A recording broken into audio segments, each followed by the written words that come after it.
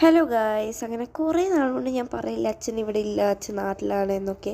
അങ്ങനെ അവസാനം അച്ഛൻ എത്തിയിരിക്കുകയാണ് ഗായ്സ്. ആൻഡ് നാട്ടിൽ നിന്ന് ദുബായിലേക്ക് കൊടുത്തു വരുന്ന ഒരു പെട്ടിയിൽ എന്തൊക്കെ ഉണ്ടാകുമെന്ന് നമുക്കൊക്കെ അറിയാമായിരിക്കുമല്ലോ.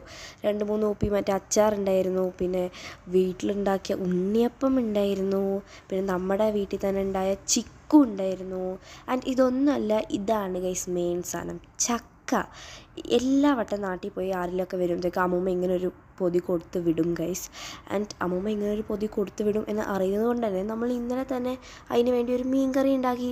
ആൻഡ് ചക്ക അവിടെ ആയിക്കൊണ്ടിരിക്കുകയാണ്. ആ സമയത്ത് അച്ഛൻ എനിക്ക് കുറച്ച് ചിക്കു, ഞാൻ പറഞ്ഞ ആ ചിക്കു എനിക്ക് മുറിച്ചത് ഗൈസ്. ഭയങ്കര മധുരമായിരുന്നു. ഇനിയും ഉണ്ടായിരുന്നു ഒരു 5-6 ബാക്കി. അതിൻ്റെ ഇടയ്ക്ക് വിശന്നപ്പോഴത്തേക്ക് ഞാനും അച്ഛനും കൂടെ ഇഡ്ഡലിയും മീൻ കറിയൊക്കെ കഴിച്ചു. ആൻഡ് നമ്മുടെ മെയിൻ സാധനം മറന്നിട്ടില്ല, അവസാനം സാധനം റെഡിയായി. നമ്മൾ ആ ഇലയിലോട്ട് സാധനമൊക്കെ ഇട്ട് കുറച്ച് മീൻ കറി അതിൻ്റെ പുറത്തൂടെ ഒഴിച്ച് കഴിച്ചു ഗൈസ്. വയറും നിറഞ്ഞു, മനസ്സും നിറഞ്ഞു.